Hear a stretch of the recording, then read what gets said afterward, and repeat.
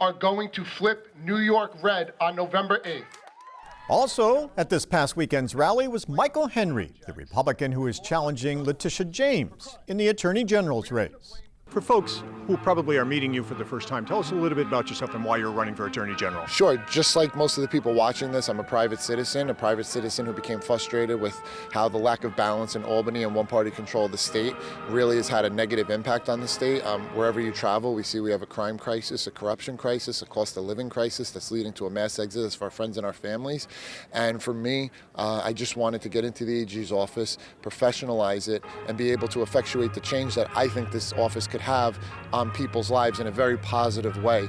I'm a private business owner. I own my own law firm in New York City. Prior to that, I had management experience in the mortgage industry, and it really took a lot for me to have to think about giving that up because I am very happy in my life. But the more I travel the state and the more I meet people, I'm very comfortable that I made the right decision, and I look forward to being their advocate in Albany and throughout the state moving forward.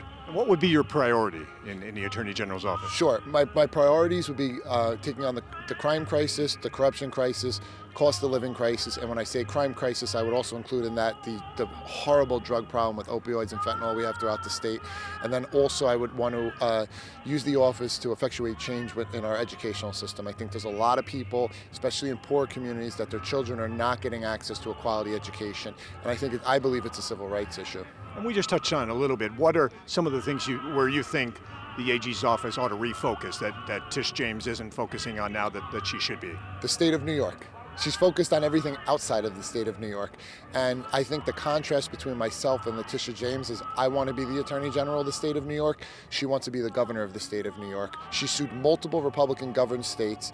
She's been involved in she actually, even in her own party, took down a sitting governor. She claimed he did all these horrible things to women, implied he broke criminal law, and then fails to issue criminal referrals, which handicapped local district attorneys from being able to prosecute the matter.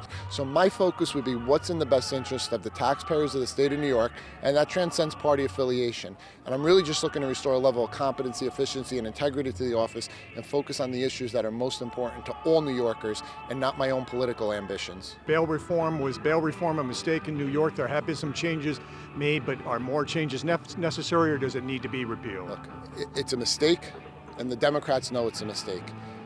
Letitia James campaigned on this law in 2018, and she got what she wanted, and it failed. She recently said she needed to see more data before she'd revisit any changes. She took the Working Family Party endorsement, which says you cannot revisit any change to cashless bail. Look, if you want to say nonviolent offenders charged with misdemeanors should not be sitting in jail because they're poor, we all agree with that. That's how it was pitched to the public. This law is to the left of what California has. We have violent crimes, robberies, forms of arson. If you use a firearm but you don't discharge it in the commission of a crime, you are eligible under this law to get released back out onto our streets. That doesn't make sense. I think what they need to do is say we made a mistake, fully repeal the law, make the legislature work together to do their job, put something in place for the non-violent misdemeanor offenders. So I would say repeal bail reform, come back to the table with the legislature, put something in place that works,